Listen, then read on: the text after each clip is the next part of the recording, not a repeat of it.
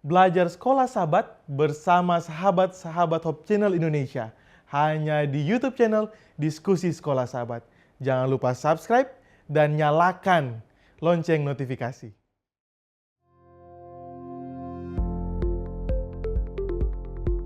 Apa sih perjanjian itu menurut teman-teman, dan apa bedanya perjanjian dengan mungkin janji dan dengan hukum? Mungkin yang pertama-tama kalau perjanjian itu adalah sepertinya memiliki aspek hubungan. Jadi ada suatu hubungan yang dimulai ketika perjanjian itu diratifikasi atau ditandatangani atau disahkan. Kalau janji sama juga seperti semua pihak, satu pihak pun bisa membuat janji gitu.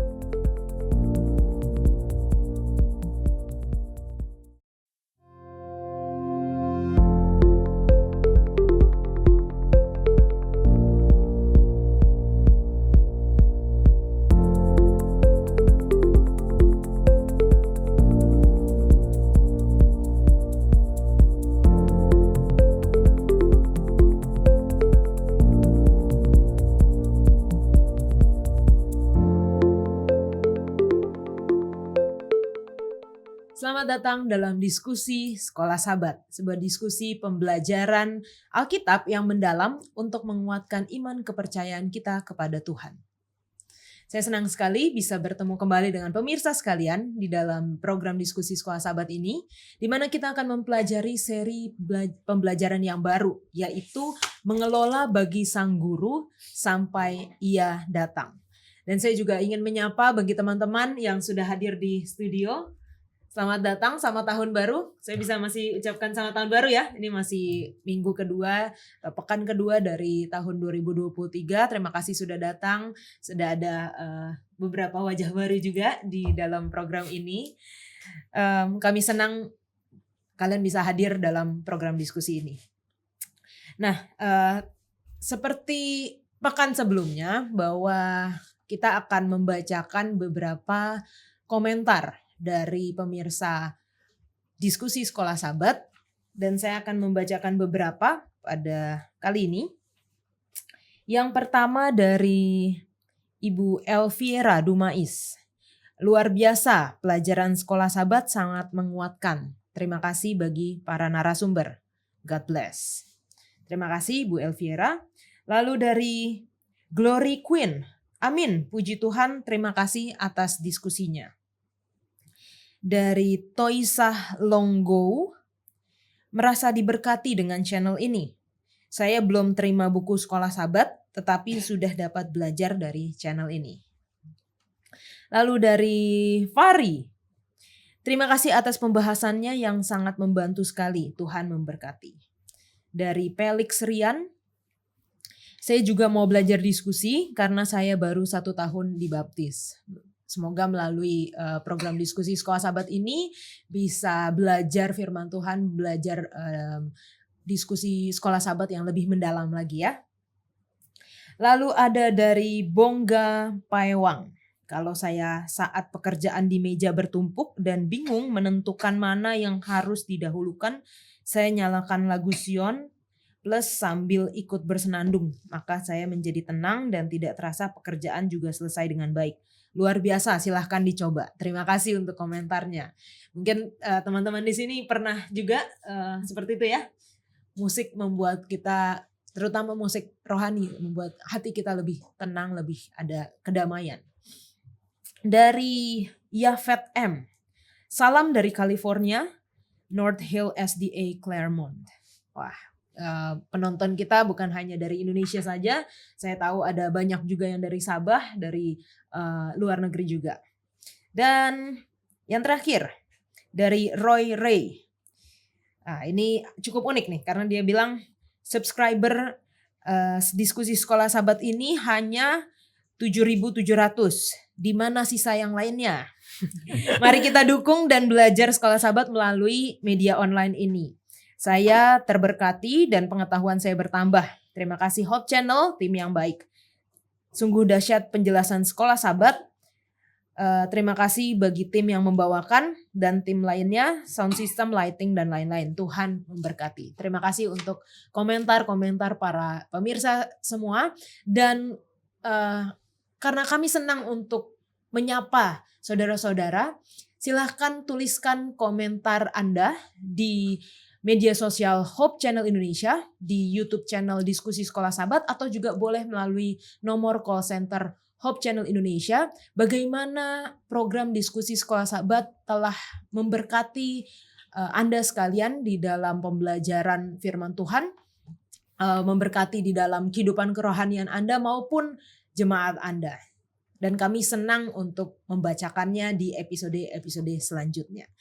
Dan tidak lupa saya juga menawarkan bagi saudara-saudara sekalian yang mungkin rindu untuk belajar bersama dengan kami namun tidak memiliki akses atau sulit akses memiliki buku Sekolah Sahabat seperti yang ada di tangan saya. Maka silahkan Anda hubungi nomor call center Hope Channel Indonesia dan kami akan mengirimkan ke tempat Anda secara cuma-cuma. Karena jumlahnya terbatas, silahkan bagi sahabat-sahabat yang rindu untuk memiliki dan belajar bersama dengan kami untuk menghubungi kami. Baiklah, kita akan mulai pembelajaran kita. Sepanjang triwulan pertama di tahun 2023 ini, kita akan belajar satu pelajaran yang praktikal, yaitu bagaimana mengelola sumber daya yang Tuhan telah percayakan kepada kita sampai Ia datang.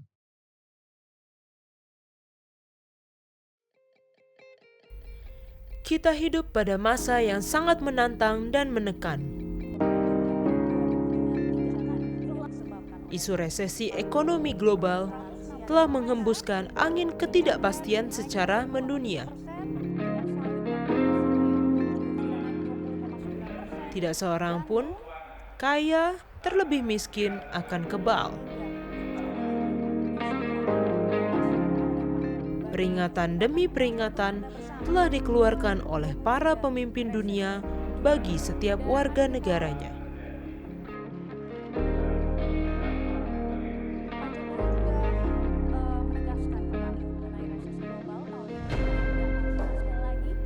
Para pelajar Alkitab melihatnya sebagai sebuah tanda. Pandangan Kristiani kita memberikan keyakinan dan pengharapan bahwa saat hal-hal ini terjadi, para pembaca hendaklah memperhatikannya.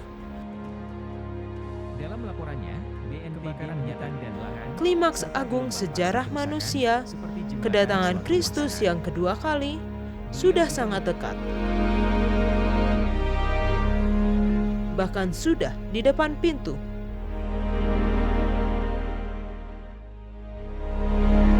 Apa rencana Allah dalam hubungan kita dengannya?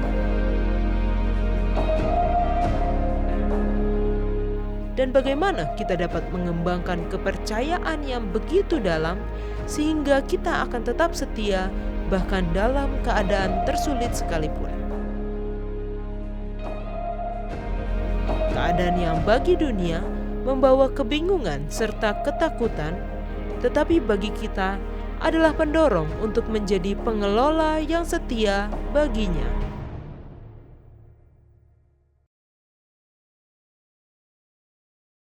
Pelajaran kedua dengan judul Perjanjian Allah dengan kita, ayat hafalannya terdapat di dalam Ulangan 28 ayat 1 dan 2.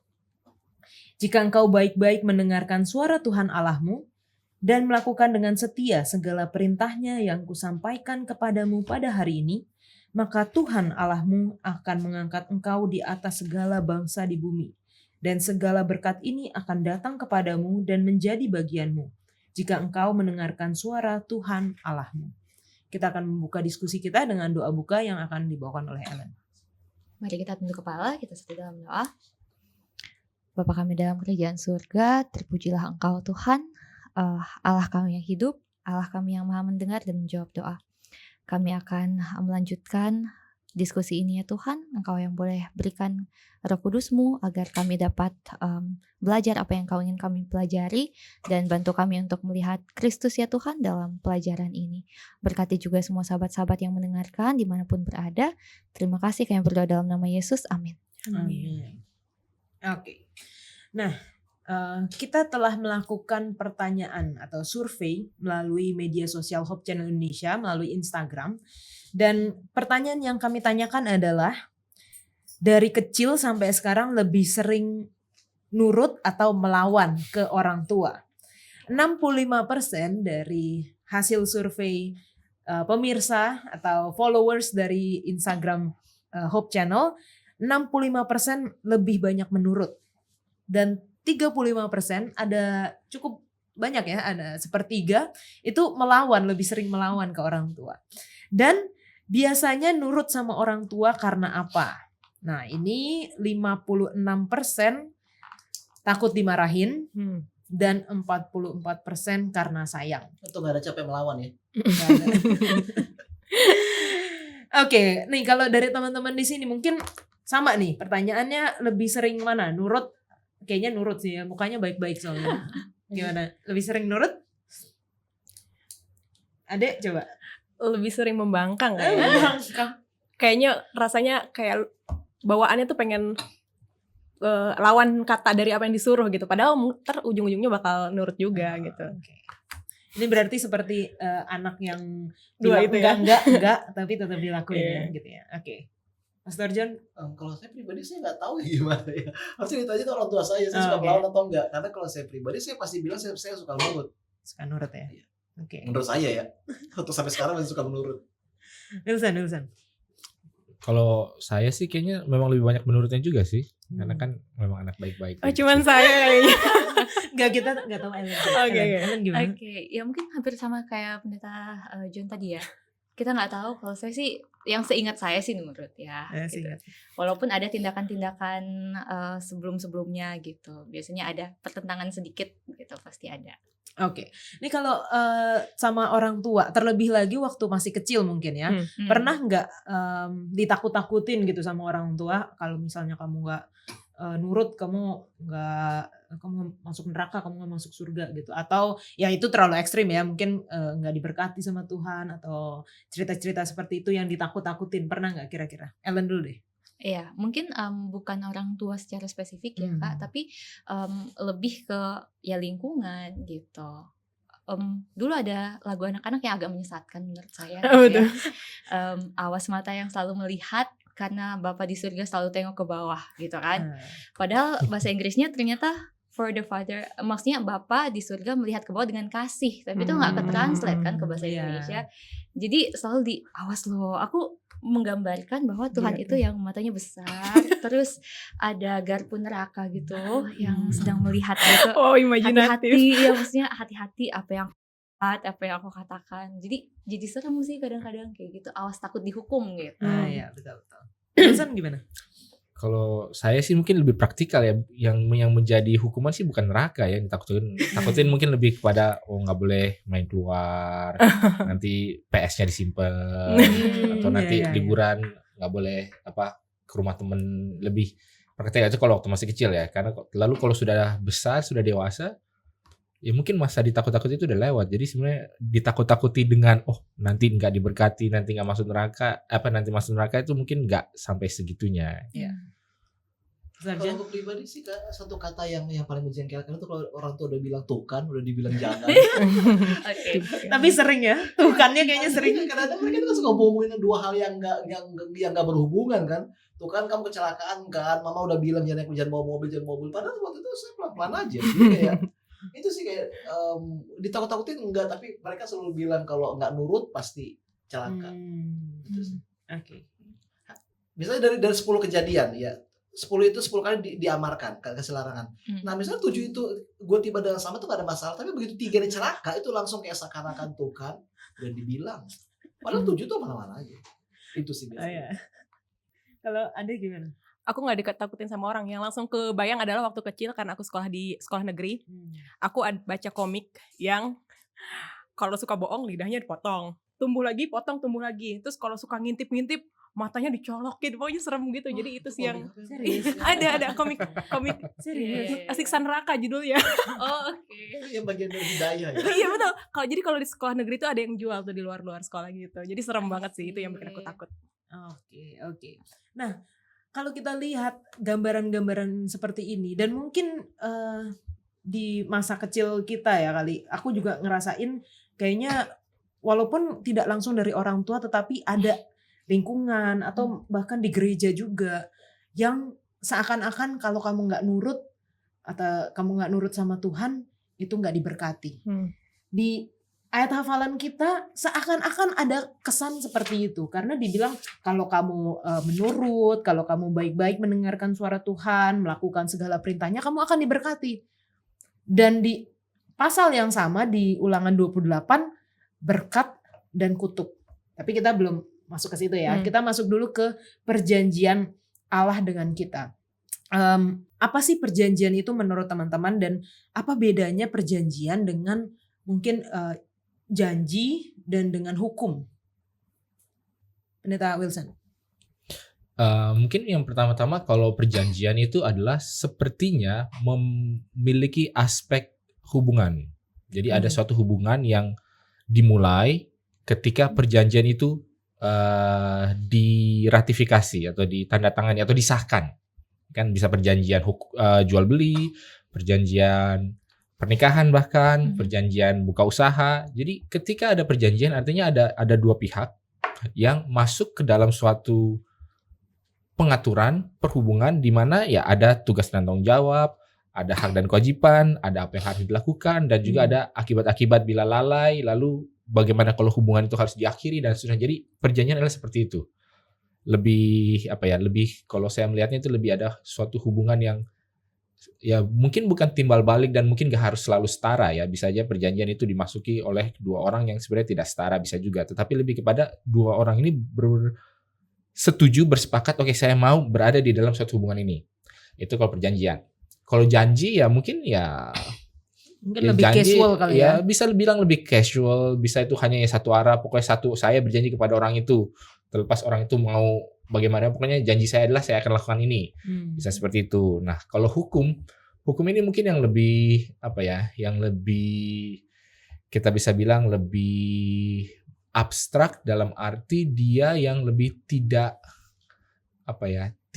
punya mungkin lebih dingin lah dibilangnya, lebih distant, lebih jauh gitu loh daripada suatu hubungan. Karena hukum ini ya definisi aksioma-aksioma ya sesuatu yang sebenarnya tidak bisa dipengaruhi oleh pihak yang terlibat di dalamnya. Karena hukum itu sudah dibuat oleh yang nggak tahu lah kalau kita bilang hukum Tuhan yang sudah membuat, mungkin seperti itu. Oke, Ellen? Ya mungkin hampir sama ya. Dan kalau misalnya kita dengar kan ada yang masih teori, ada yang hukum ya. Kalau hukum itu kan sifatnya mutlak kayak hukum Newton, gravitasi gitu. Kalau janji sama juga seperti semua pihak, satu pihak pun bisa membuat janji gitu. Dan perjanjian itu ya kayak kerja kan, kita harus setuju dulu yang dari pihak bosnya mau nggak dengan apa yang kita tawarkan, kita setuju nggak. Kalau setuju tanda tangan kontrak seperti itu. Mungkin itu ya perjanjian. Oke. Kalau karakteristik dari perjanjian itu tadi mungkin yang Wilson katakan di awal ada mutualitas ya. Jadi ada hubungan antara yang satu ya dengan kedua belah pihak. Mungkin ada lagi yang bisa ditambahkan mengenai perjanjian? Nggak tahu ya. Dalam bayanganku kalau perjanjian dipengaruhi oleh sesuatu dari dua belah pihak ini. Kalau misalnya satu nggak memenuhi apa yang dibicarakan di awal, batal. Berarti ada jadi syarat kan ada sesuatu yang bisa mengubah apa yang dibuat pada awalnya. Oke. Pastor John mengenai perjanjian. Coba tanya sama Adek, kapan terakhir kali kamu buat perjanjian? Waktu Bulan menikah. Waktu nikah. Tahu ya. Waktu nikah. Nah, bisa nggak kayak pernikahan itu bisa dibuat tanpa perjanjian? Mungkin nggak? Mungkin bisa implisit atau eksplisit perjanjiannya, tapi Bisa sepertinya eksplisit ya. Ya kalau zaman sekarang pasti kan ada janji nikah, tapi nggak tahu yang baru pengalaman. Ya kenapa harus ada perjanjian? Kenapa nggak cukup? Kenapa nggak cohabitation aja? biar aku kayak merasa Kalau- aman tapi gitu. kalau benar-benar sama-sama cinta nih. Aku kan nggak tahu dia Kalau benar-benar sama-sama cinta apa berarti enggak. lu nggak yakin sama dia? Enggak, nggak bisa jadi. Nggak Makanya yakin. dibutuhkan perjanjian itu. Jadi berarti kalian nggak benar-benar yakin sama cinta kalian. Mungkin maksudnya lebih yakin kepada lah. statusnya, Ah. kejelasannya, dan ada dasar hukumnya. yang betul. bikin aku merasa lebih aman gitu. Jadi lebih sah kayaknya. Ya sah itu mungkin. Iya. Jadi perjanjian itu bukan berarti kita nggak cinta, Hmm. tapi perjanjian itu justru yang memberikan makna ke dalam satu hubungan. Justru karena yang membuat pernikahan sakral apa sih? Apakah karena upacaranya atau karena janjinya? Karena janjinya Ya, lah ya. karena janjinya kan justru Komitmennya. janji Komitmennya. itulah, Komitmennya. komitmennya. Nah, itulah yang membuat kita begitu gimana ya, harus mengingat pentingnya perjanjian, terutama dalam teologi praktis kehidupan kekristenan. Karena banyak sekali orang berpikir bahwa keselamatan itu adalah mengenai pergi ke surga. Jadi gue selamat, gue dibaptis, gue otomatis pergi ke surga. Tapi kalau kita lihat secara alkitabiah enggak begitu. Kamu dibaptis, baptisan itu selalu dibuka dengan perjanjian baptisan loh. Artinya apa? Well, you need to live up to your end of bargain. Ya, kamu harus belajar untuk hidup sesuai dengan tuntutan perjanjian itu. Nah, ada nggak batas-batas yang lo terima ketika lo menikah? Ada dong. Ya, contohnya? Aku tidak boleh dekat dengan pria lain. Ya, itu interaksi lo. Interaksi lo itu. Iya. Waktu single itu, well, you can be as flirty as you want. Iya. Oke, tapi gue nggak tahu. Nggak segitu juga sih. Nggak gitu. Tapi ada batasan yang baru. Beda-beda kan. Mhm. Biasa, well, it's okay for you to have dinner with other men. Itu nggak Mhm. apa-apa kan, mau makan Boleh malam, makan mau malam. jalan-jalan Heeh. mana, mau Pulang jam berapa pulang aja. jam berapa aja. Tapi begitu lo menikah, batasan-batasan itu ada. Mhm. Dan kenapa batasan itu diperlukan?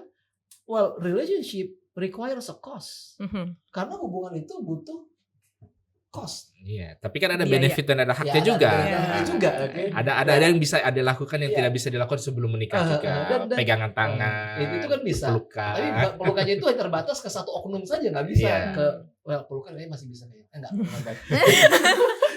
jadi without tanpa hubungan, tanpa perjanjian itu nggak ada hubungan.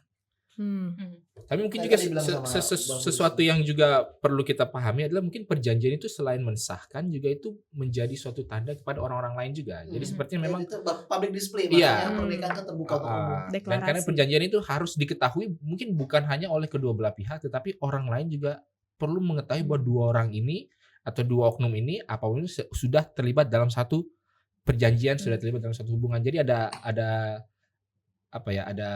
aspek publiknya yang perlu bisa diketahui, dan mungkin itu kadang-kadang ya masuk juga di dalam pembahasan kita kenapa seolah-olah orang Kristen itu perlu menunjukkan oh saya ini orang Kristen karena apa, sudah dibaptis saya, dan kadang-kadang kebanyakan daripada apa yang menjadi tugas dan kewajiban kita adalah sesuatu yang terlihat publik, yang terlihat umum. Oh, karena saya adalah umat Tuhan maka saya begini-begini. Nah, makanya itu juga sesuatu yang ada bisa juga di dalam perjanjian itu, dan ada yang nyata, kelihatan konkretnya. Seperti itu tambahannya. Tadi Pastor John udah menyinggung sedikit mengenai keselamatan. Kalau kita masuk di dalam baptisan, oke, itu adalah sebuah perjanjian karena ada janji baptisan kan yang kita memang setujui, kita katakan iya, setuju. Kalau misalnya enggak, mungkin belum dibaptis dulu, belajar aja dulu. Atau mungkin memang kalau misalnya benar-benar tidak mau menerima itu, janji baptisan itu, ya berarti tidak menerima baptisan itu. Bagaimana dengan keselamatan? Apakah itu sebuah perjanjian di mana Tuhan artinya dengan kita melakukan ada perjanjian, ada hubungan, dan bagaimana dengan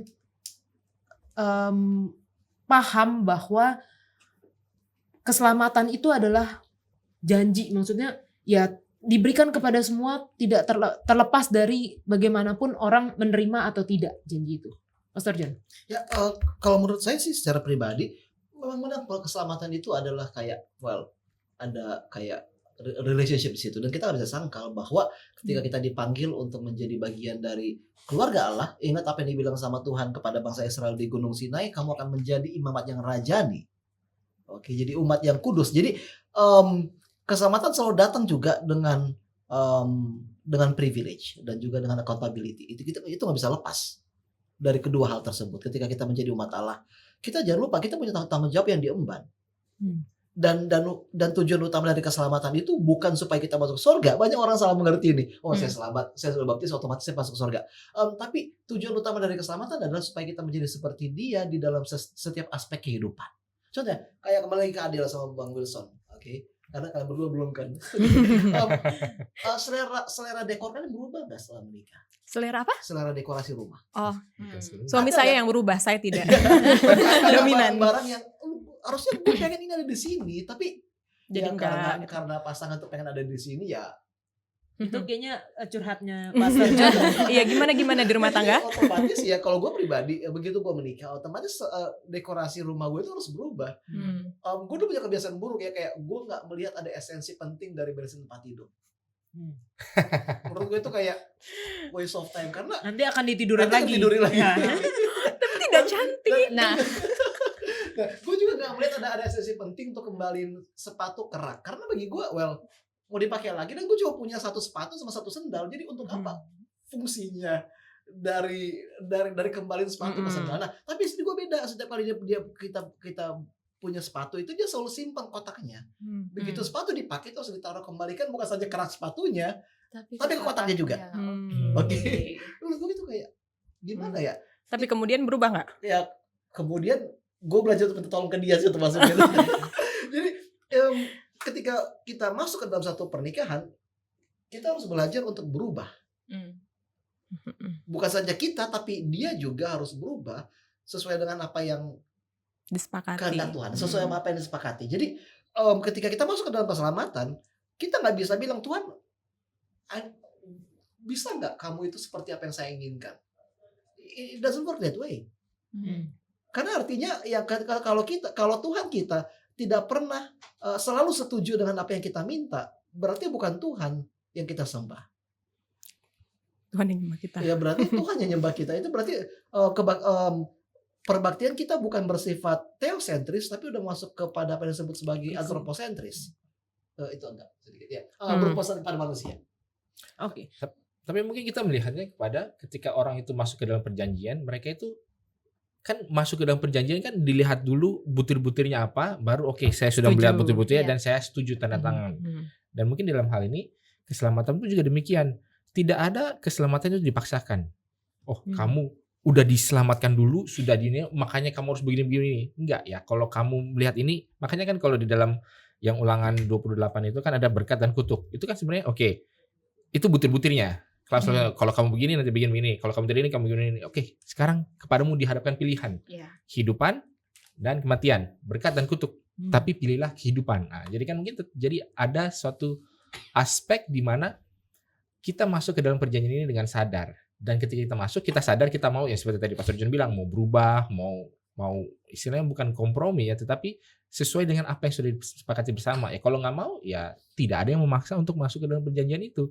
Tinggal ditimbang saja apakah benefitnya, keuntungannya itu lebih baik daripada biaya ataupun cost-nya. Mungkin begitu. Itu mungkin yang saya ingin komentari tadi, bahwa jangan sampai kita merasa bahwa hubungan kita, baik hubungan mungkin pernikahan atau persahabatan atau lebih dalam lagi hubungan dengan Tuhan, itu memberikan cost atau larangan-larangan,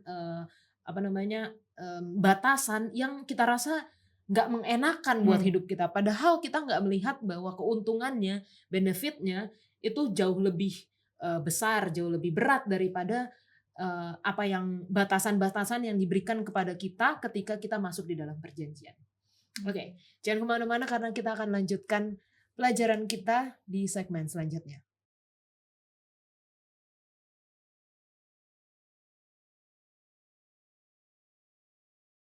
Ulangan 28 mengenai berkat dan kutuk.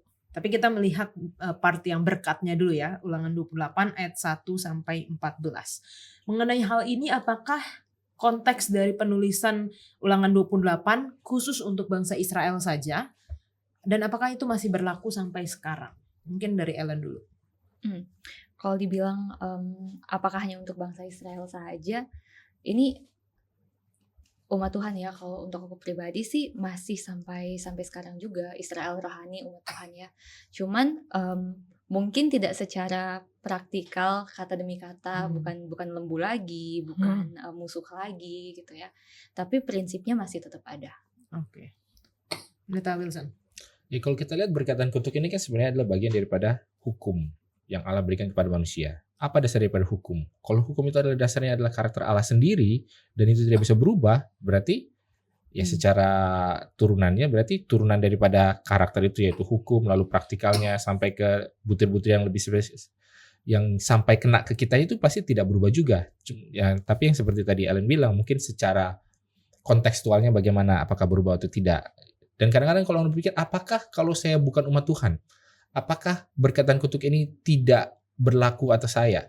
Itu sama aja pikir kayak kalau saya orang yang nggak tahu lah terdampar di pulau mana, apakah hukum gravitasi berlaku kepada saya? Itu kan yang menemukan Newton. Newton itu kan di Inggris itu pun tahun 1500 apa 1400-an berapa lah itu. Newton enggak lah. Newton itu kan waktu boleh di. Enggak, jadi maksudnya apakah kalau kita tidak memahami hukum itu, apakah itu tidak berlaku atas kita? Karena kalau kita bisa lihat hukum-hukum itu kadang-kadang lebih kepada prinsip sebab akibat. Kalau orang itu menjaga kesehatan, kalau orang itu rajin, kalau orang itu baik, ya tentu dia akan sukses, tentu dia akan sehat, tentu dia akan berhasil gitu lah. Jadi kalau dia tidak melakukan hal ini ya tentu dia akan sengsara, melarat atau apa. Jadi kita jangan melihat bahwa oh Tuhan ini hanya secara spesifik bagi umat Tuhan saja begini. Mungkin kita tentu selalu bisa memberikan counter example ya, contoh-contoh lain ya. Oh orang ini kok dia jahat tapi dia bisa sukses ya. Itu mungkin kita bisa lihat, mungkin perlu ditelaah lebih lanjut lagi apa yang menyebabkan dia seolah-olah berbeda dari normnya. Tetapi secara umum, secara keseluruhan harusnya berkat dan kutuk ini bisa kita bilang cukup berlaku secara umum. Ya. Namun hanya saja kalau kita tambahi, oke, kalau kita percaya dengan Tuhan, berarti kita tadi kembali ke pembahasan belum masuk ke dalam suatu perjanjian dan Tuhan punya hak untuk lebih berjuang bagi kita. Sama seperti pernikahan kan? Ya, kalau saya baik sama semua orang, ya orang akan baik sama saya. Tetapi ketika saya masuk ke dalam perjanjian pernikahan, kalau sesuatu terjadi pada saya, pasangan saya berhak untuk membela saya, berhak untuk ya ikut menanggung apa yang saya rasakan, seperti itu mungkin. Ya, karena tadi kalau di awal tadi dikatakan hukum sebab akibat, ya hukum alam lah mungkin kita katakan yang berlaku. Tadi seperti kayak di mana posisi Tuhan? Kalau misalnya orang baik, misalnya orang yang menjaga kesehatannya akan sehat, memang betul. Tapi apakah istilahnya kayak di mana posisi Tuhan di situ gitu? Tapi kita lihat juga ada orang yang menjaga kesehatannya ya sakit juga gitu. Atau ada orang yang biasa banyak tuh yang bilang, oh, saya ngerokok nggak pernah sakit gitu, apa-apa kok. Di mana posisi Tuhan di kasus-kasus seperti itu? Mungkin Pastor John. Ya memang kalau kita melihat secara struktural, Ulangan 28 ayat 1 sampai 14 ini sering banget digunakan sebagai justifikasi untuk teologi kemakmuran. Nah, tapi tadi gue setuju sih sama dibilang sama Pastor Wilson bahwa berkat dan kutuk itu sebenarnya konsekuensi dari tindakan kita. Nah kalau kita dari muda itu suka belajar, suka baca, ya otomatis pasti nilainya bagus. Kalau kita malas-malasan ya gimana mau dapat nilai bagus. Guru gue suka bilang tuh waktu di S2 tuh, begitu kalian masuk ke kelas ini, nilai itu bukan kayak keselamatan. You get what you earn. Dan memang hal yang demikian juga berlaku dengan perjanjian. Kalau kita menjaga kesehatan, pasti otomatis tubuh kita sehat. Tapi kalau kita banyak makan gula dan juga suka ngemil, otomatis perutnya memunjit seperti perut saya. Jadi intinya adalah, tapi kita jangan lupa juga, ada namanya konsekuensi, ada juga namanya ujian. Dan kadang-kadang ujian itu terjadi kepada setiap orang. Contohnya Ayub. Apa yang terjadi sama dia itu konsekuensi, bukan sih? Ya, kalau kita mau melihat secara garis besar memang konsekuensi karena dia baik. Tapi semua yang terjadi sama dia itu adalah ujian dari Tuhan. Dari setan sebenarnya. Tapi nggak pertaruhan, agak kompleks sih. Jadi intinya harus dibedakan mana ujian, mana konsekuensi. Nah, terkadang kita sebagai orang Kristen suka salah mengerti kedua hal ini, suka dicampur aduk. Contohnya, gue pernah dengar kayak orang Kristen setia, tiba-tiba dia masuk ke pergaulan bebas, dia hamil di luar nikah, terus dia bilang, Tuhan kenapa sih kok tega banget lo buat kayak gini ke gue? Padahal Tuhan gak terlibat dalam kepelisiran dunia dia. Jadi jangan Jangan salahkan Tuhan untuk hal-hal yang merupakan konsekuensi dari tindakan kita. Ada saat di mana tubuh itu sakit karena ujian. Ada saatnya di mana mungkin kita kena penyakit yang sebenarnya kita sudah berusaha, Bukan salah kita bukan gitu. salah kita, sebisa mungkin kita sudah jaga kesehatan, tapi tetap kita kena. Ya kita nggak bisa bilang bahwa itu adalah kutuk. Masalahnya orang sering salah mengerti itu. Oke. Kita lanjut lagi di dalam pelajaran kita. Amsal 3 ayat 9 sampai 10. Muliakanlah Tuhan dengan hartamu dan dengan hasil pertama dari segala penghasilanmu, maka lumbung-lumbungmu akan diisi penuh sampai melimpah-limpah dan bejana pemerahanmu akan meluap dengan air buah anggurnya. Ini salah satu mungkin janji juga ya yang kita bisa lihat, bahwa kalau tadi di Ulangan 28, kalau kamu baik mendengar, kalau kamu menuruti perintah Tuhan, di Amsal 3 ayat 9 dan 10 ini juga ada gitu. Muliakanlah Tuhan dengan hartamu, maka lumbungmu akan penuh diisi. Nah, apa maksud dari ayat ini, Adik? Sama sih mau nanya, cuman dari ayat ini aku berpikir ayat ini mau menggambarkan bahwa ketika kita dapat satu hasil atau mendapatkan sesuatu sebagai pengakuan bahwa itu kita terima dari Tuhan, kita menyatakan bahwa oh ini Tuhan yang kasih, adalah kita kembalikan kepada Tuhan. Muliakanlah Tuhan dengan hartamu dan dengan hasil pertama. Sebenarnya hartamu tuh udah mencakup semua ya, tapi dibilang dan dengan hasil pertama dari segala penghasilanmu. Makanya sering ini mungkin salah satu ayat tentang persepuluhan. Tapi yang ayat 10 nih agak-agak tricky karena seperti janji, terus gimana kalau orang yang gak melimpah-limpah. Tapi kalau aku pribadi, aku melihat bahwa ini sebuah janji bahwa Tuhan tidak akan membuat orang yang setia, yang percaya kekurangan.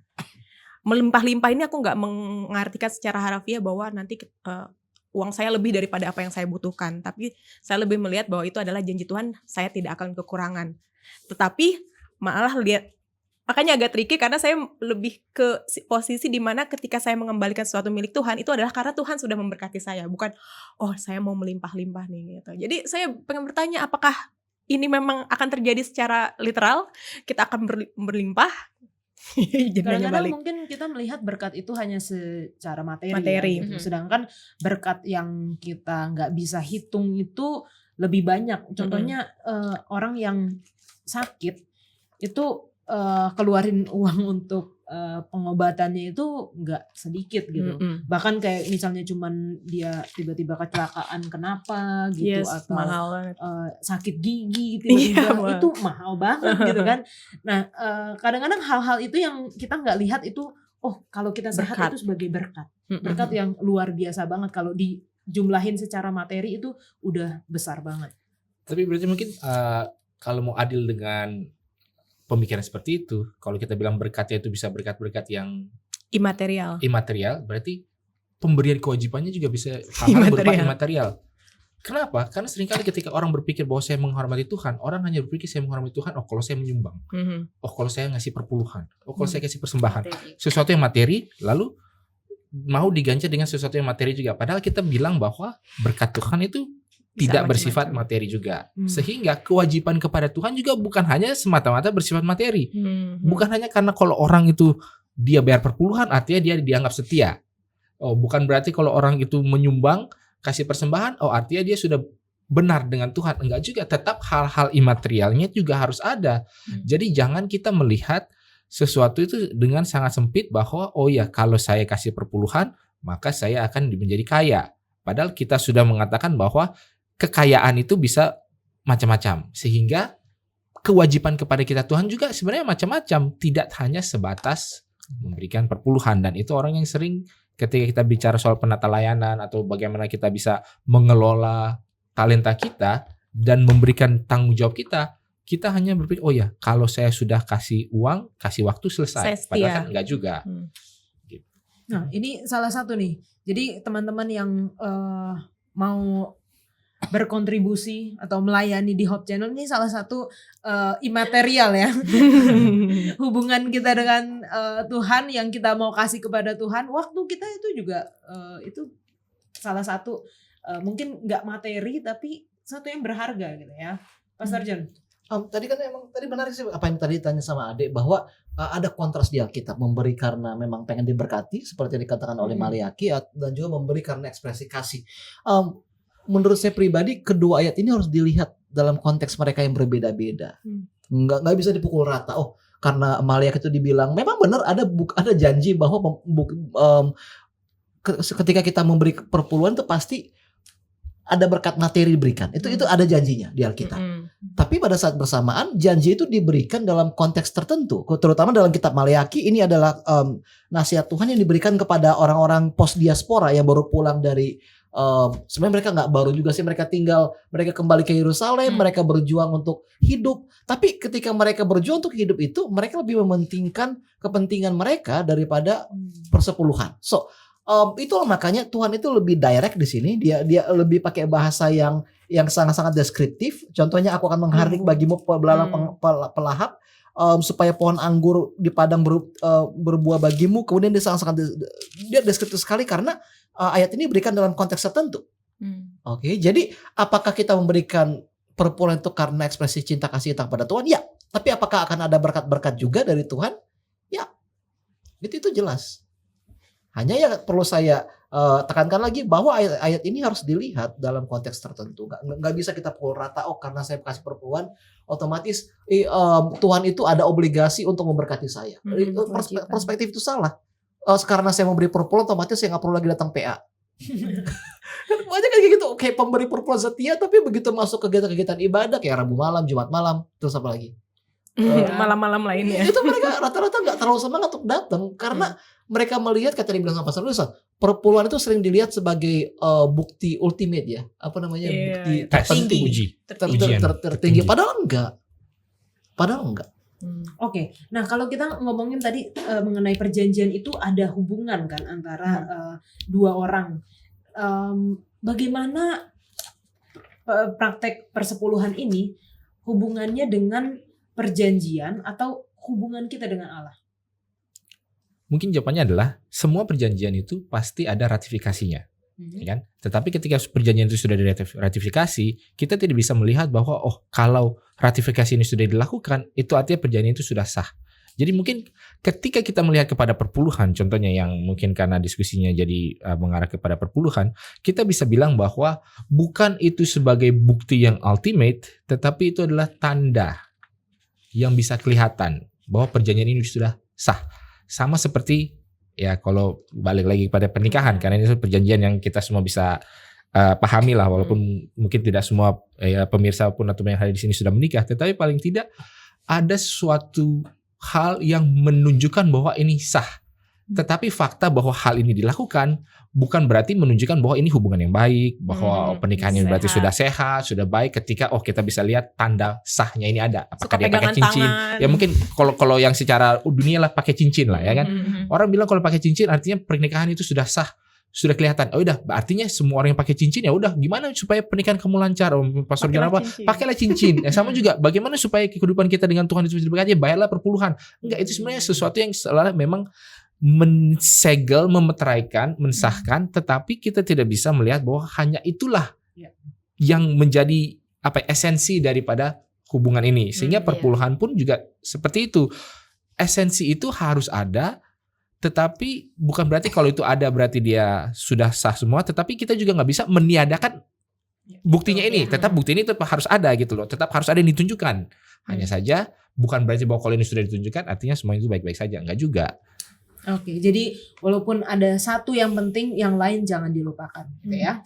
Oke, teman-teman, kita akan melanjutkan di segmen selanjutnya. Jangan kemana-mana.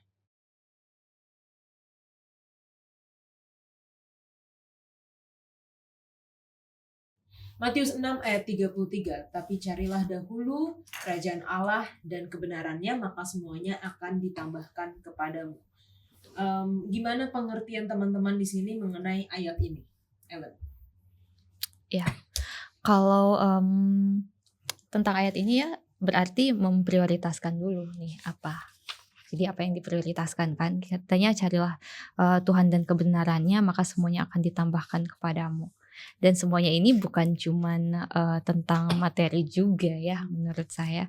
Tapi ini kan tentang ya hal kekhawatiran itu kompleks. Jadi bukan cuma materinya tapi tentang psikologisnya juga gitu. Akan ditambahkan kepada kita kedamaian dan lain-lain, tapi intinya adalah siapa dulu yang kita mau utamakan gitu. Adek?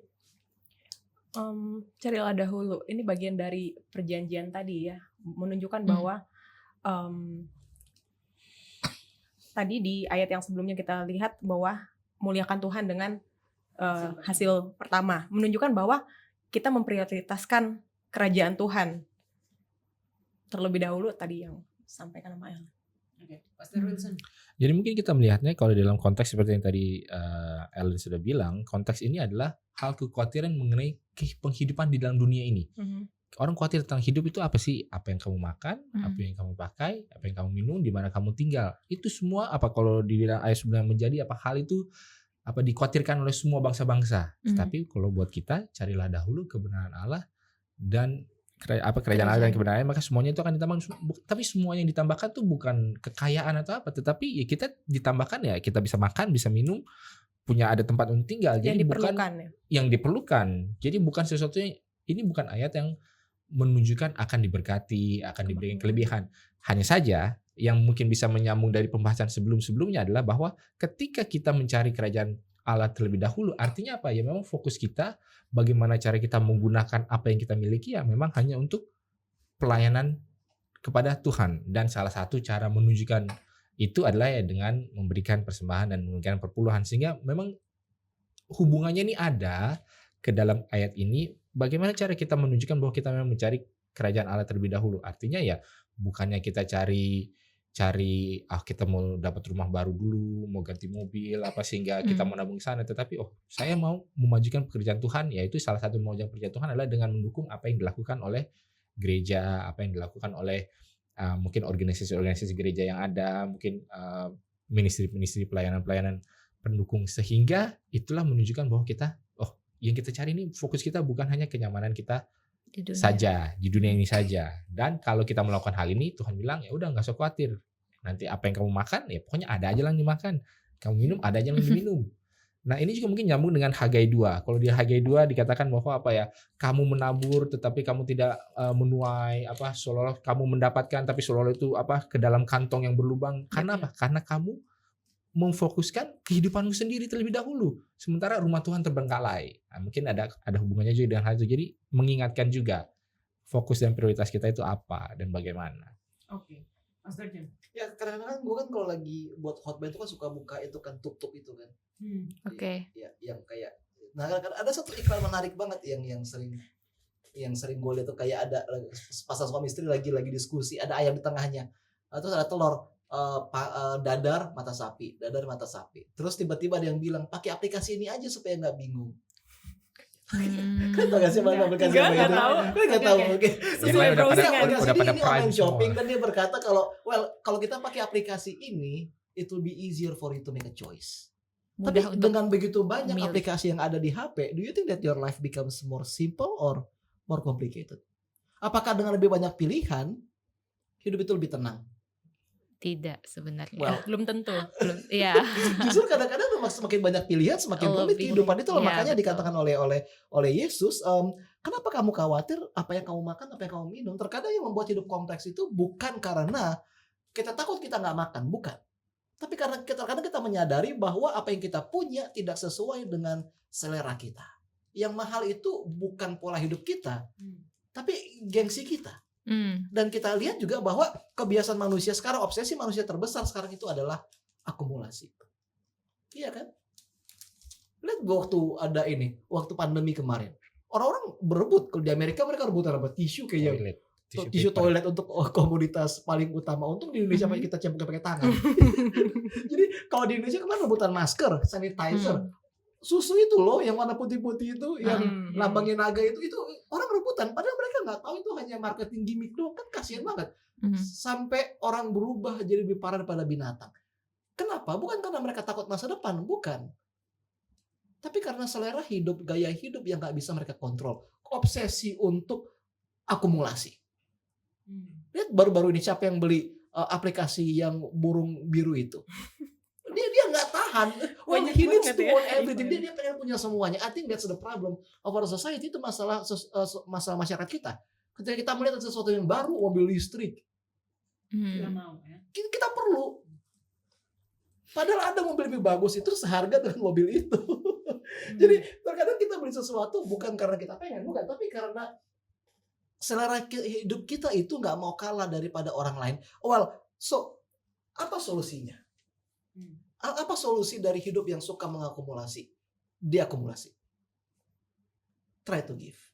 Itulah sebabnya kalau kita lihat itu beruntung untuk pelajaran kita dari perjanjian keselamatan, kemudian mengarah kepada belajar untuk mendengar hari Senin, kemudian masuk lagi kepada menghormati Tuhan, kemudian masuk lagi kepada perpuluhan. Kenapa?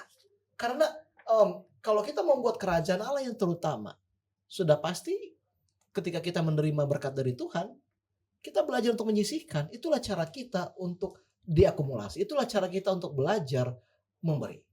Oh well, nggak tahu. Waktu punya anak susah nggak ngajar anak berbagi? Kayak susah banget. Itu insting mereka loh. Kadang-kadang. Nah si Theo itu Egois. pertama, Bagi-bagi. si Theo itu pertama agak susah. Tapi begitu dia marah sama gue terus begini. Nggak boleh. Dan aku lihat ini juga gambarannya ada di cerita ini loh, Janda Sarfat. Kan ketika dia udah nggak ada apa-apa nih, tapi disuruh malah mendahulukan orang lain, Iya. mendahulukan si Elia. Nabi ya. Ya, tapi dan secara logika kan itu nggak make sense ya, nggak masuk akal gitu. Kenapa dia harus menyerahkan yang terakhir? Dan aku melihat ini adalah bagian dari ujian iman, carilah dahulu kerajaan Allah. Ya.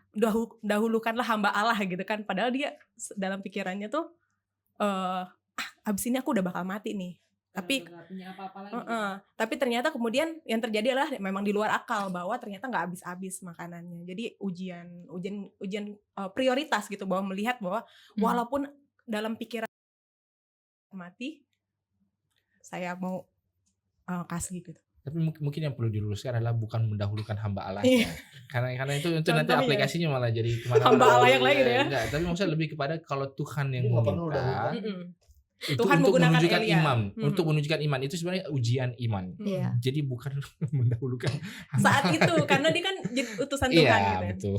Ya, oke. Oke. Agak-agak Kalau beda. kita ngomongin tadi, Ellen juga udah sempat katakan bahwa semuanya akan ditambahkan kepadamu. Mungkin semuanya tadi yang Wilson juga udah katakan, makanan, minuman, tempat tinggal, kebutuhan kita. Tetapi ternyata yang kalau kita bicarain tadi, selain materi ada yang imaterial, ada damai sejahtera, ada pengampunan, Rasa ada aman, rasa ketenangan. aman. Seperti di Yesaya 26 ayat 3, yang hatinya teguh kau jagai dengan damai sejahtera sebab kepadamulah ia Ia percaya. percaya. Atau di dalam 1 Yohanes 1 ayat 9, jika kita mengaku dosa kita, maka ia adalah setia dan adil. Ia akan mengampuni segala dosa kita dan menyucikan kita dari kejahatan. Nah, hal-hal yang seperti ini adalah janji dari Tuhan yang akan kita dapatkan, semuanya akan ditambahkan kepadamu kalau kita memprioritaskan kerajaan Allah dan kebenarannya. Mungkin karena waktunya terbatas, bisa dari teman-teman kesimpulan dari pelajaran ini, dan juga mungkin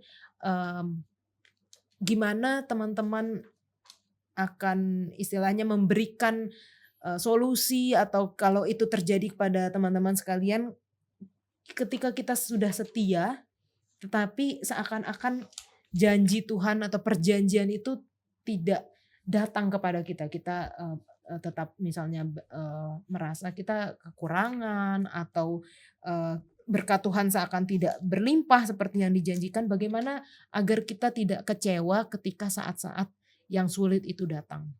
Ellen dulu. Nah, dengan mengetahui ya, maksudnya kita tahu dulu, dengan kita sadar kita membuat perjanjian dengan Allah yang hidup gitu. Kita udah lihat tadi bahwa Allah yang berlimpah segala sesuatu. Di saat mungkin tidak sesuai dengan apa yang kita harapkan gitu ya, entah kitanya bangkrut, entah ada hal-hal yang ternyata batal gitu.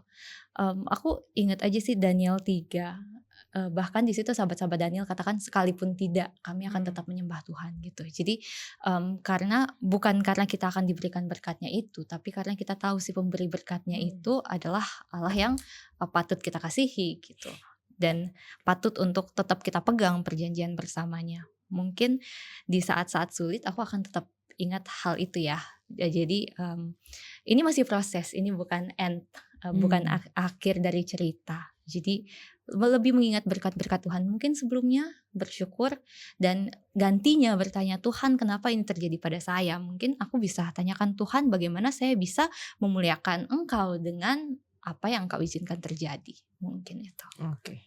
Adik. Kalau aku judul pelajaran kita perjanjian Allah dengan kita ini, yang perlu di-highlight adalah kasih. Karena ini adalah hubungan ya. Kalau tanpa kasih ini akan menjadi cuman beban dan bukan satu perjanjian yang berakhir menyenangkan. Jadi ketika aku udah punya kasih, aku akan punya prasangka baik sama seseorang. Contoh, ada teman aku, kalau dia udah selama ini tuh emang telat-telat, ketika dia telat aku udah bakal biasa, dia emang sengaja gitu. Tapi ini orang deket banget sama aku kenal, dia nggak pernah telat, dia selalu mau yang ngasih yang bagus buat aku. Ketika dia telat, yang aku pikir ada, aduh kecelakaankah dia gitu kan.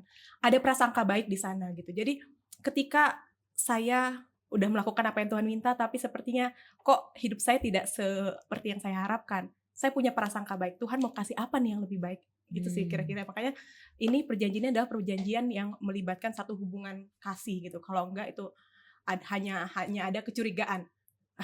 Pernah ada nggak sih pasangan suami istri yang kalau suaminya pergi, ini potongan khotbah seseorang, kalau suaminya mau pergi bilang jangan berzina ya, nggak diingetin kan sebelum dia pergi kan.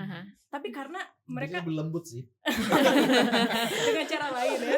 Tapi artinya kita ada satu kepercayaan, ada satu kasih juga di dalamnya, sehingga ini bukan kamu nggak boleh ini gitu yang diingat, tapi ada yang mengasihi saya tidak akan mengecewakan kasihnya gitu. Oke.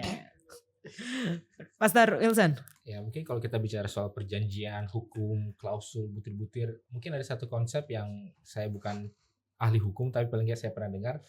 Kita harus bisa membedakan apa yang menjadi letter of the law atau tulisan daripada hukum, misalnya secara tertulisnya apa, dengan intent of the law. Apa tujuan daripada maksud daripada hukum itu. Nah kalau kita lihat ke dalam hubungan lalu perjanjian, kenapa saya sudah melakukan hal ini tapi saya tidak diberkati, ya mungkin seperti kayak saya kan sudah pakai cincin ini, kenapa saya nggak mendapatkan janji yaitu kencan setiap malam minggunya kok nggak ada, kan saya sudah pakai cincin. Jadi mungkin kita perlu harus lihat, pakai cincin ini artinya apa? Apakah saya sudah melakukan kewajiban saya? Begini-begini, bukan hanya memakai cincinnya saja, bukan hanya membayar perpuluhannya saja, bukan hanya memberinya saja. Lalu kemudian apa yang didapat? Kenapa saya nggak mendapatkan kencan malam minggu? Tapi apa sih sebenarnya maksudnya kencan malam minggu ini apa? Artinya ada kebersamaannya, ada apanya. Jadi kita lihat, mungkin kita nggak mendapatkan kencan malam minggu itu, tetapi kebersamaannya ada nggak?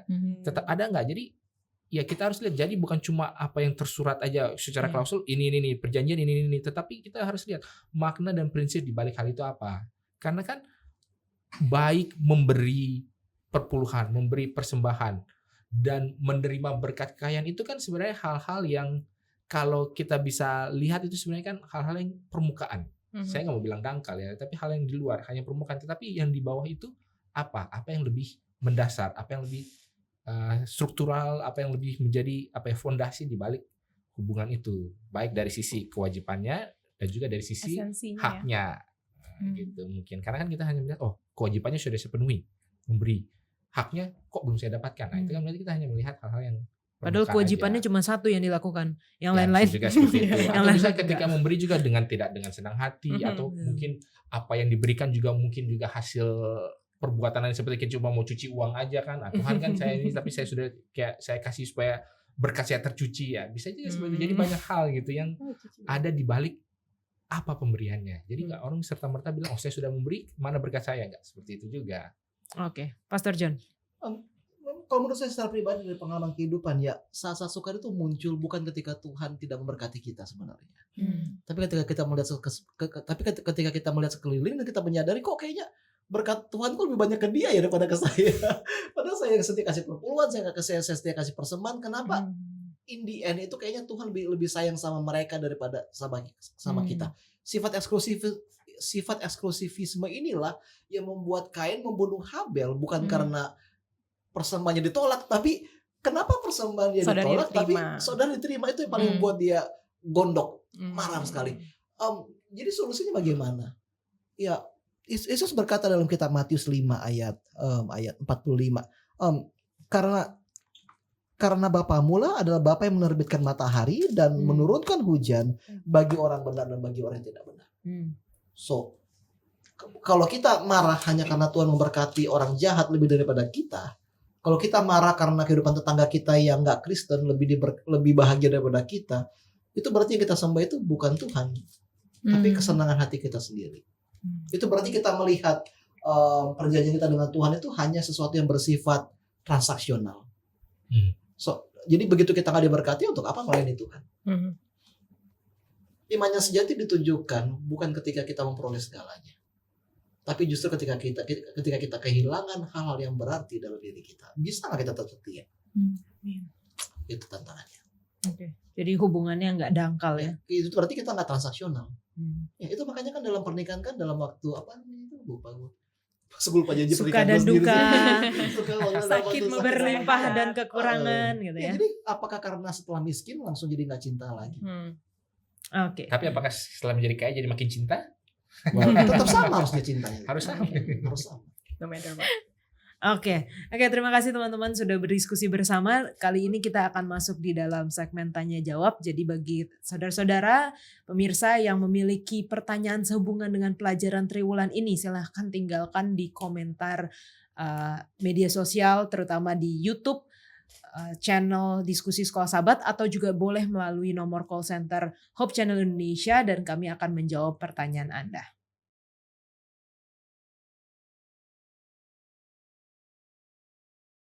Baik teman-teman, kita ada di dalam segmen tanya jawab dan saya saat ini bersama dengan Pastor John. Shalom Pak Pendeta. Shalom Kak Yola. Selamat tahun baru. Selamat tahun baru. Oke, kita ada komentar nih dari YouTube channel Diskusi Sekolah Sahabat di pelajaran kita sebelumnya. Dari akun YouTube Menggetarkan Jiwa. Di sini dikatakan, konsepnya kok malah bahas rumah tangga Tuhan yang terikat hubungan darah.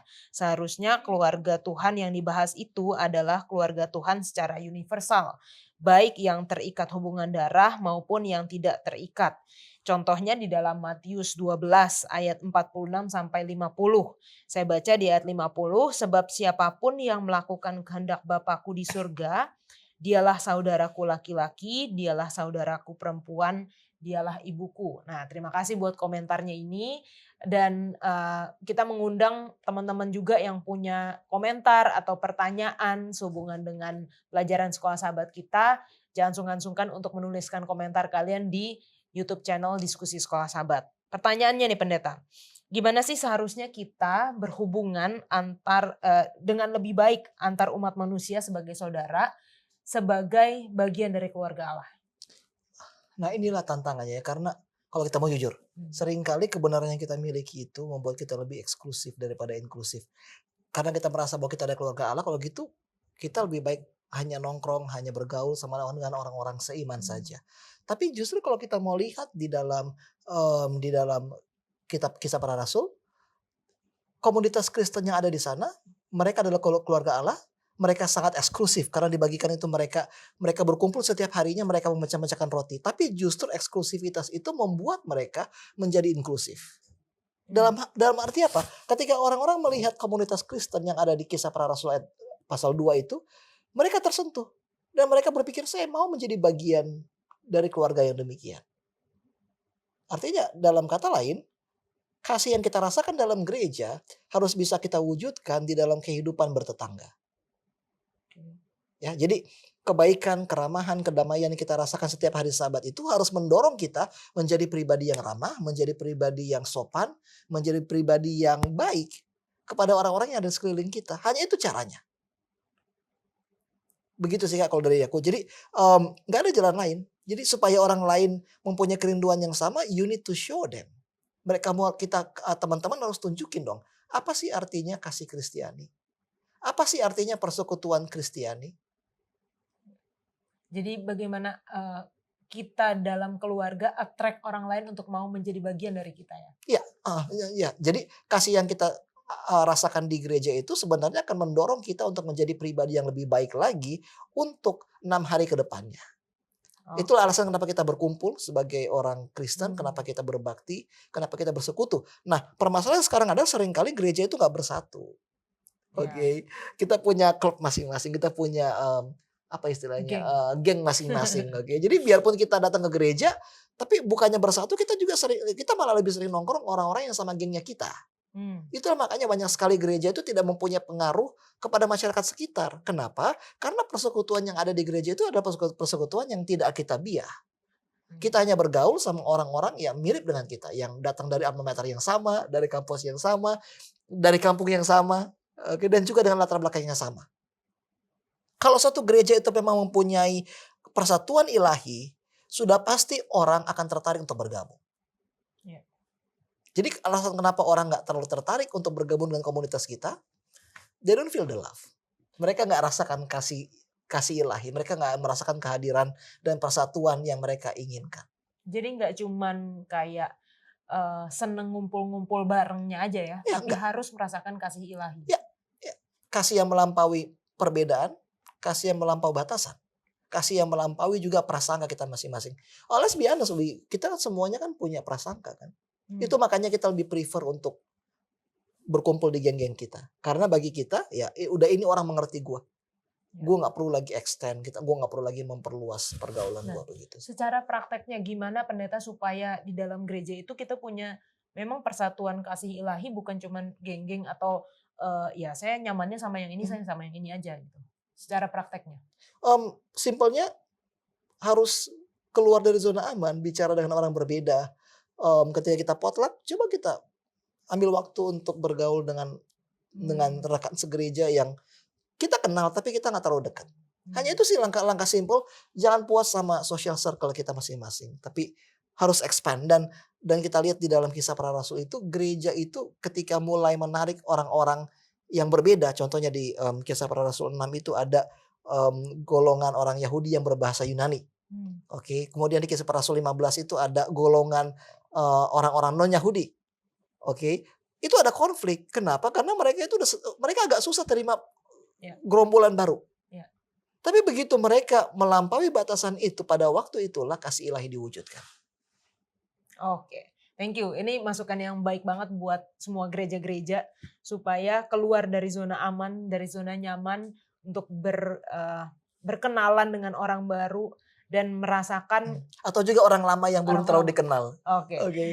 Untuk bisa membangun kasih ilahi dalam gereja. Oke, pertanyaan selanjutnya pendeta. Ini ayat yang sering banget kita dengarkan, bahkan sampai dikutip di buku-buku atau di film-film, di mana hartamu berada, di situ juga hatimu berada. Apa kebenaran penting yang sedang Yesus bicarakan dalam ayat ini pendeta? Mungkin yang Yesus bicarakan itu adalah identitas diri kita. Kita semua kan perlu makna dalam kehidupan, karena makna inilah yang membentuk siapa kita. Kalau aku tanya kepada Kak Yola, apa saja yang, coba pilih 3 hal yang mendefinisikan kakak. Aduh susah. Coba. Perempuan. Bukan. Ya, perempuan adalah pasti kan. Apa saja hal yang memberikan makna dalam kehidupan kakak? Apa ya? Kayak contohnya piano. Oke. Ya, bisa musik. Terus apa lagi? Well, it's you, I don't know. Aku gak tahu penting. Kalau pendeta apa? Well, kalau aku pribadi sih pendeta. Oke, sudah pasti. Kemudian istri dan anak. Oke, itu harta saya. Dan sekarang juga karena saya gak sama-sama dengan mereka, pikiran saya ada di mereka. Kenapa? Karena hal-hal ini yang memberikan makna dalam kehidupan saya. Saya nggak bilang uang, saya nggak bilang mobil, saya nggak bilang rumah. Kenapa? Karena saya belum punya semuanya itu. Oke, jadi apa yang menjadi harta kita itu adalah hal yang paling kita cintai, hal yang paling kita sayangi, hal yang memberikan makna terutama dalam kehidupan kita. Permasalahannya adalah terkadang harta-harta ini menjadi prioritas utama daripada Tuhan. Begitu. Nah, gimana menjadikan Tuhan itu sebagai harta kita? Supaya pikiran kita itu selalu kepada Tuhan. Simple. Gimana caranya jadi pianis yang hebat? Praktis. That is it. Oke, you give more time. Oke, kasih lebih banyak waktu untuk piano. Ada nggak orang bisa jadi pianis yang jago hanya karena bakat doang? Enggak. kan? Ya. Gue pernah nonton sedikit dokumentari dari Elton John. Dia itu bisa loh dengar musik bentar, dia ingat dan dia bisa mainin. Oke, tapi di luar dari kemampuan musisinya dia itu yang membuat dia pintar itu karena dia digembleng di London Royal Music apa gitu. Jadi skill alone is not enough. Kerohanian kita itu memang kita semua dari kita rohani. Lu rohani, gue rohani. Tapi permasalahannya adalah apakah kerohanian kita itu dilatih atau enggak. Jadi gimana caranya membuat Tuhan yang terutama bukan dengan bersandar kepada perasaan. Tapi dengan melatih perasaan itu supaya condong kepada Tuhan. Oke, ini ada pertanyaan nih. Kadang-kadang kalau misalnya kita hubungan antar manusia, kita give more time. Relationship kita give more time. Karena ada kayak timbal baliknya. Saya ngomong, dia bisa ngerespon. Nah, dengan Tuhan seakan-akan kita hanya satu arah aja.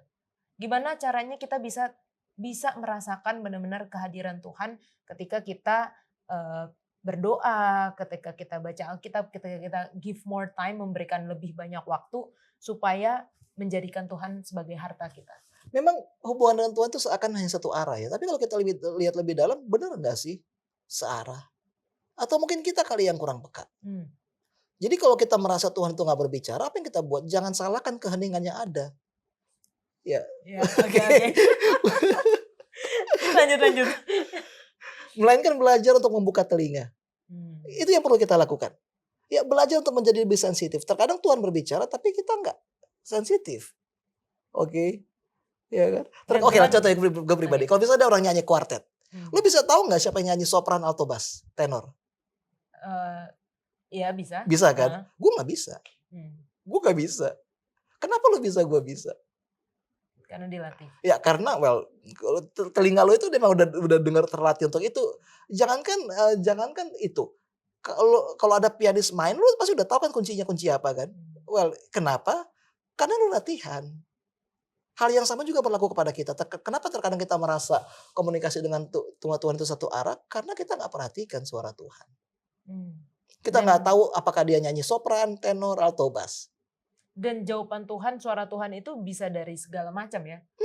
Bukan cuman kayak kita tiba-tiba dengar suara Tuhan, itu enggak seperti itu. Enggak juga, bisa juga datang dari teman, sahabat, dari musuh kita sekalipun, bisa juga dari baca Alkitab, bisa juga ketika melalui mimpi, ataupun juga kita dengar suara kecil. Jadi ada banyak faktor. Nah masalahnya adalah sensitivitas kita itu tinggi atau rendah.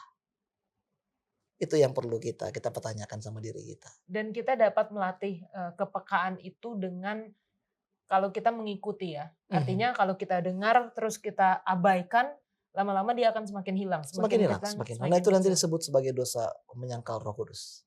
Oke. So belajar untuk in tune with God. Kayak apa namanya in tune itu, kayak kita menyelaraskan diri dengan Tuhan. Oke, thank you Pastor John buat pertanyaan-pertanyaan, jawaban-jawabannya. Buat teman-teman yang punya pertanyaan, jangan sungkan untuk menuliskan di komentar YouTube channel Diskusi Sekolah Sahabat, karena kita akan punya satu segmen khusus untuk tanya jawab bersama dengan narasumber-narasumber yang ada di Hope Channel Indonesia. Kita akan kembali ke studio pada saat ini.